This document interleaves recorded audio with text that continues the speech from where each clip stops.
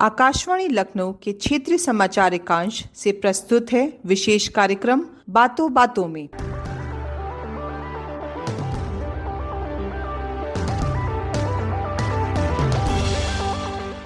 नमस्कार, आकाशवाणी लखनऊ के विशेष कार्यक्रम बातों बातों में आपका स्वागत है। मैं हूँ तनवीर फातिमा और मैं हूँ शैलेंद्र। शैलेंद्र, लोकसभा चुनाव 2024 अब लगभग संपन्न ही होने वाला है।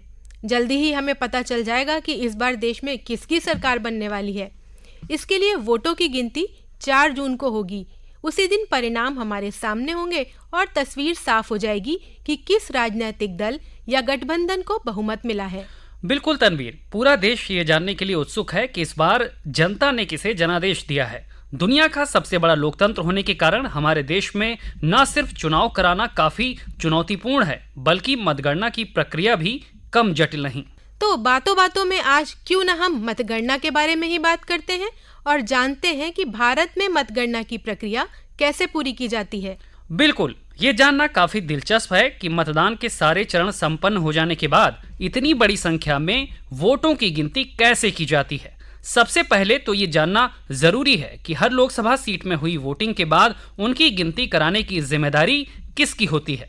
दरअसल हर निर्वाचन क्षेत्र में रिटर्निंग ऑफिसर उस क्षेत्र में चुनाव कराने और मतगणना के लिए जिम्मेदार होता है। रिटर्निंग ऑफिसर राज्य सरकार के परामर्श से प्रत्येक निर्वाचन क्षेत्र के लिए निर्वाचन आयोग द्वारा नामित सरकार का एक अधिकारी होता है। जी हाँ शैलेंद्र, रिटर्निंग ऑफिसर उस स्थान का निर्णय करता है जहां संसदीय क्षेत्र के वोटों की गिनती की जाएगी। मतदान पूरा होने के बाद उसी स्थल के स्ट्रांग रूम में सारी ईवीएम को सुरक्षित रखा जाता है। मतगणना की तारीख और समय निर्वाचन आयोग द्वारा पहले से ही तय कर ली जाती है।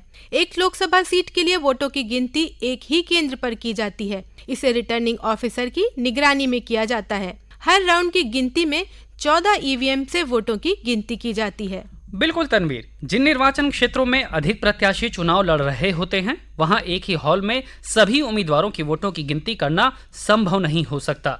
ऐसी स्थिति में निर्वाचन आयोग की पूर्व अनुमति से मतगणना हॉल या टेबल की संख्या बढ़ाई भी जा सकती है।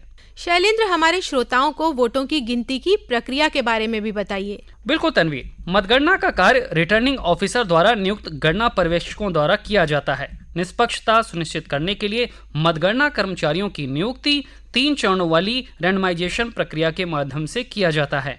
काउंटिंग हॉल में उम्मीदवार अपने काउंटिंग एजेंट और चुनाव एजेंटों के साथ मौजूद होते हैं। वोटों की गिनती इलेक्ट्रॉनिकली ट्रांसमिटेड पोस्टल बैलेट यानी ETPV और पोस्टल बैलेट PV से शुरू होती है। ईवीएम की गिनती पोस्टल बैलेट की गिनती शुरू होने के 30 मिनट बाद शुरू हो सकती है, भले ही सभी पोस्टल बैलेट की गिनती का काम पूरा न हुआ हो। प्रत्येक दौर की गिनती के अंत में 14 ईवीएम से परिणाम घोषित किए जाते हैं। जी शैलेंद्र, वीवीपैट की गिनती भी अलग से की जाती है। निर्वाचन आयोग वीवीपैट मिलान के लिए संसदीय क्षेत्र के प्रत्येक विधानसभा क्षेत्र के लिए किसी भी रैंडम ईवीएम का चयन करता है। वीवीपैट पेपर पर्चियों का सत्यापन मतगणना हॉल में एक सुरक्षित वीवीपैट काउंटिंग बूथ के अंदर किया जाता है। इस बूथ के अंदर केवल अधिकृत कर्मचारियों की पहुंच होती है। ईवीएम वोटों की गिनती पूरी करने के बाद हॉल में किसी भी काउंटिंग टेबल को वीवीपैट काउंटिंग टेबल में बदला जा सकता है। संसदीय निर्वाचन क्षेत्रों में आमतौर पर 5 से 10 विधानसभा क्षेत्र होते हैं। यदि वीवीपैट की गिनती और ईवीएम परिणामों के बीच विसंगति होती है तो वीवीपैट से निकली पेपर की पर्चियों की गिनती को ही अंतिम माना जाता है। बिल्कुल, तो इस तरह से सबसे बड़े लोकतंत्र में मतगणना की प्रक्रिया पूरी की जाती है और किस दल के हाथ में देश की सत्ता की चाबी है इसका खुलासा किया जाता है। हमें उम्मीद है कि हमारे श्रोताओं को ये जानकारी रोचक लगी होगी। तो बातों बातों में आज बस इतना ही। अगली बार फिर उपस्थित होंगे कुछ और रोचक जानकारियों के साथ। तब तक के लिए नमस्कार।